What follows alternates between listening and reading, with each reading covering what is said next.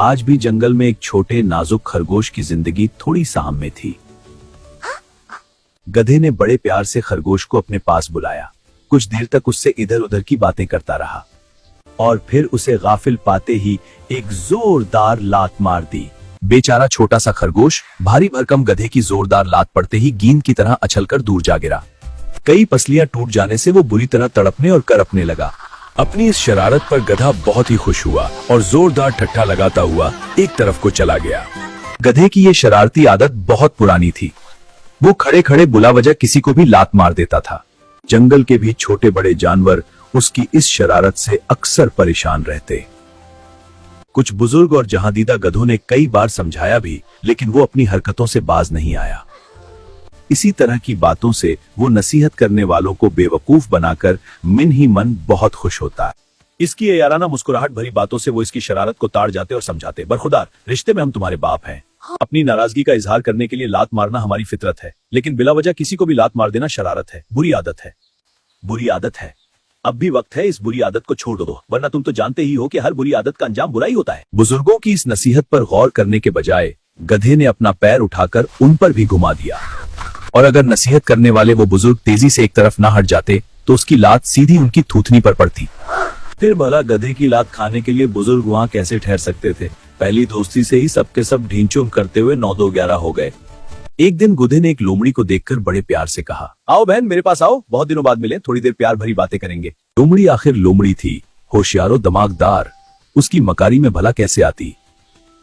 वो उसकी झांसा देकर लात मारने वाली आदत से बखूबी वाकिफ थी। गधे की बात सुनते ही वो उसे देखते हुए बड़े प्यार से मुस्कुराई और दिल में सोचा, कमबख्त तू, मुझे क्या सिखाता है, मन नहीं हिला रहा। मैं खुद तुझे आज ऐसा सबक दूंगी कि जिंदगी भर के लिए अपनी ये लात मारने की आदत भूल जाएगा। लोमड़ी दिल ही दिल में सोच रही थी, तेरी इस बुरी आदत से दूसरे कमजोर जानवरों को हमेशा के लिए छुटकारा मिल जाएगा। ये सोचते ही लोमड़ी ने अपने चारों तरफ देखा, फिर दिल ही दिल में मुस्कुराते हुए बड़े प्यार से गधे से बोली, मेरे गधे भैया, मैं बहुत दूर से आ रही हूँ और बहुत ही थकी हुई हूँ। मेहरबानी करके तुम ही अपनी इस बहन के पास आ जाओ।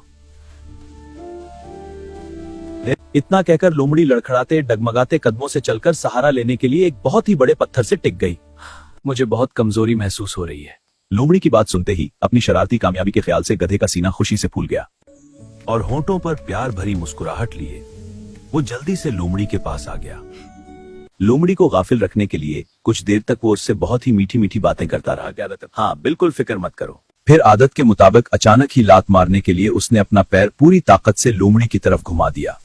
इस हमला के लिए लोमड़ी पहले से ही तैयार थी। गधे के पैर उठाते ही वो तेजी से फिर से दूर हट गई और गधे की जोरदार लात ठीक पत्थर पर पड़ी। इस हमला के लिए लोमड़ी पहले से ही तैयार थी। गधे के पैर उठाते ही वो तेजी से फिर से दूर हट गई और गधे की जोरदार लात ठीक पत्थर पर पड़ी। फिर जाहिर है पत्थर तो टूटने से अलबत्ता गधे के पैर की हड्डी जरूर टूट गई और वो जमीन पर ढेर होकर बुरी तरह तड़पने और पीटने लगा। लोमड़ी ने एक जोरदार कपका लगाया और बड़े ही शरारती लहजा में बोली, क्यों गधे भैया, तबीयत कैसी है?